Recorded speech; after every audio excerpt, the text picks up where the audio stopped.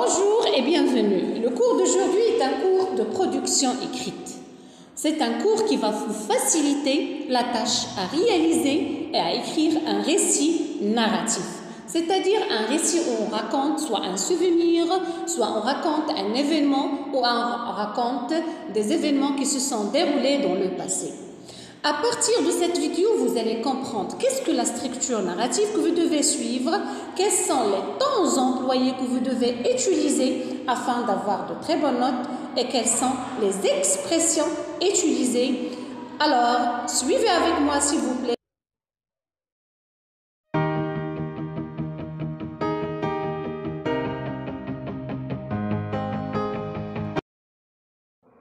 Quand je vous dis la structure narrative, je vous dis aussi le schéma narratif. Et ce schéma comprend 5 étapes essentielles.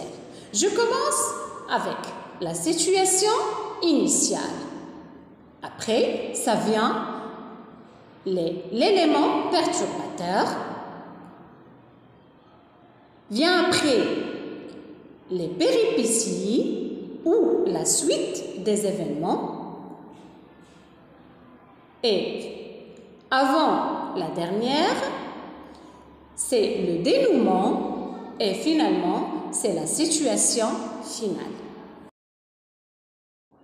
Encore une autre fois, la structure narrative ou le schéma narratif comprend 5 étapes essentielles.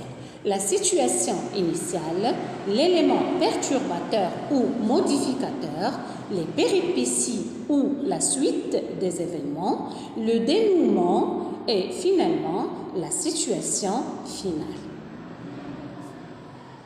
Je vous donne un peu de temps pour reprendre avec moi et apprendre les étapes du schéma narratif.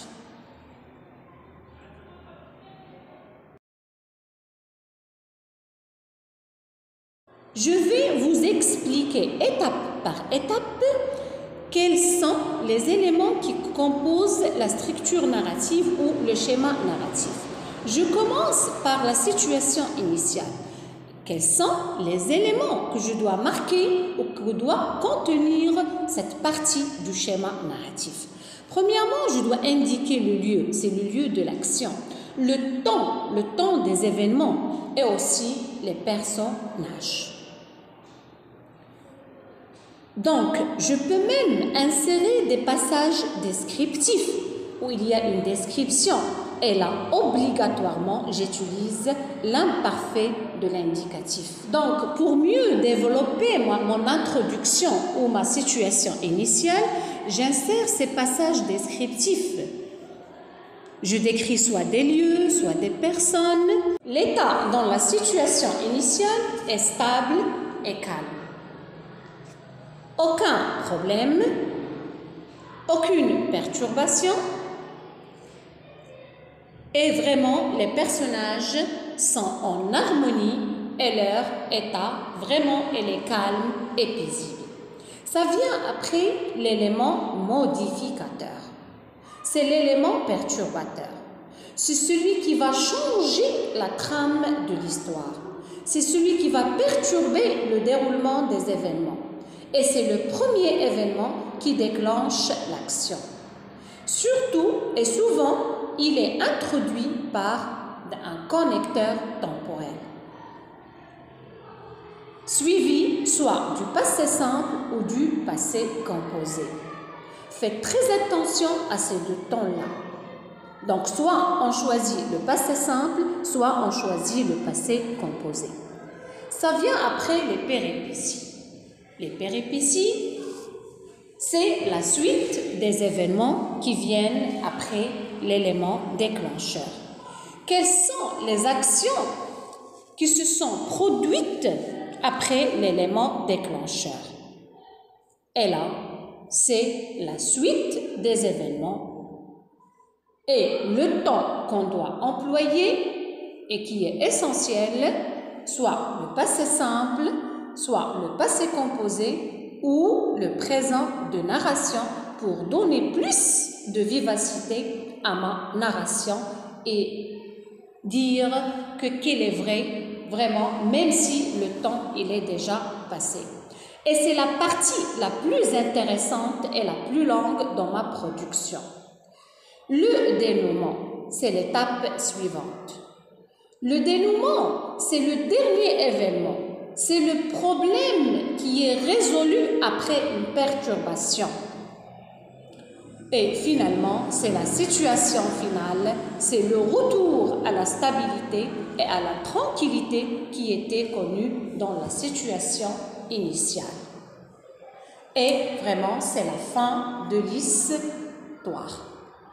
Afin de réussir votre narration, je vous propose quelques expressions à utiliser. Durant la saison estivale, c'est-à-dire la saison d'été, au cours des grandes vacances, par un beau jour printanier, c'est-à-dire durant la saison printanière, par une belle matinée ensoleillée, c'est-à-dire il y a du soleil, c'est le beau temps. La rivière brillait au soleil comme un ruban d'argent. Là, j'ai inséré une comparaison pour faire la description.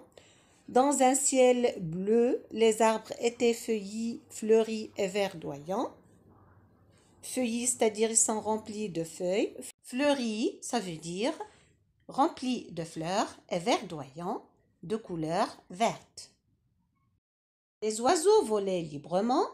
Un jour estival, c'est-à-dire un jour d'été, il faisait une chaleur accablante. Par un jour automnal, c'est-à-dire un jour d'automne, il faisait mauvais dehors. Les feuilles mortes étaient dispersées par-ci, par-là. Alors, je fais la description ou le décor de l'histoire. C'est l'arrière-plan. C'est pour cela que j'ai utilisé l'imparfait de l'indicatif. Tout était calme autour de moi. La situation est vraiment très stable, calme, il n'y a pas de problème. Le personnage est dans un état paisible.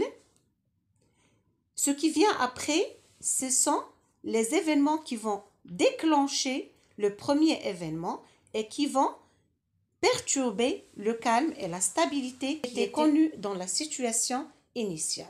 C'est pour cela que je vous propose ces indicateurs de temps comme subitement, tout à coup, soudainement, Soudain, brusquement.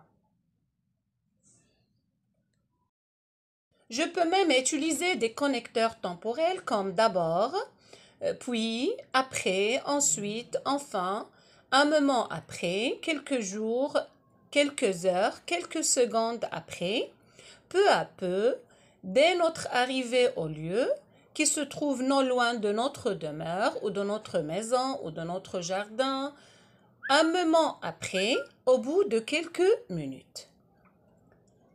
Là, ce sont des éléments qui construisent notre récit et doivent vraiment être respectés car la narration se fait par ordre chronologique.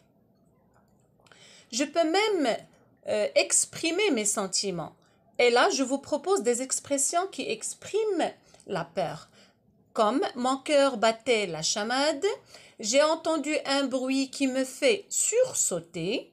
Je tremblais de peur comme une feuille. Et là, j'ai utilisé la comparaison avec le mot outil comparant. Le mot outil comme. Je n'ose même pas à avancer. Ça veut dire je suis restée clouée dans ma place. J'ai voulu crier, mais la peur me saisit et je tombe évanouie, c'est-à-dire je tombe inconscient et je n'arrive même pas à me mettre debout. Quelle nuit terrible! Je n'ai jamais vécu une telle expérience ou aventure ou mésaventure. Je me suis élancée comme un fou ou comme une folle dans la rue pour énoncer cette nouvelle ou cette mauvaise nouvelle à quelqu'un que j'ai rencontré par hasard ou un membre de la famille. Mon Dieu, c'était vraiment un cauchemar. Heureusement, c'était un rêve, donc c'est un rêve qui n'est pas réalisé dans la réalité et ce qui a donné plus, comme je vais vous dire, plus d'espoir et plus de bonheur à la personne qui a vécu cette expérience, mais c'était vraiment une expérience dans le rêve. D'autres expressions que je peux utiliser, et ce sont des expressions parmi d'autres, comme des nuits durant, je fis des rêves dont je me réveillais en sursaut. Donc ce rêve toujours vient me rendre visite et qui me fait sursauter à chaque fois que j'y pense. J'étais comme un ange qui vivait dans le paradis. Et là, c'est l'expression de la joie. J'étais comme un ange, j'étais au 7e ciel, je peux même dire ça. À partir de cet incident ou de cet événement, encore maintenant, je ressens ce que je ressentais avant. Depuis ce jour, j'ai appris une leçon en doigt. Et vous devez terminer par votre réflexion ou votre avis ou votre opinion personnelle. Là, cette partie-là se fait à la fin de votre récit, car vous devez insérer un point de vue et votre avis personnel. Je demeurais un moment immobile, c'est-à-dire cloué dans ma place, pétrifié, apeuré, terrifié aussi, regardant par horreur, par frayeur, et j'éclatais en sanglots, c'est-à-dire j'ai commencé à verser des larmes. Quelle expérience inoubliable, c'est-à-dire mémorable, je ne peux pas l'oublier de toute ma vie. Quelle mésaventure, c'est-à-dire mauvaise aventure. Quelle aventure émouvante. Merci de m'avoir suivi et j'espère que cette vidéo va vous servir et à la prochaine, Inch'Allah.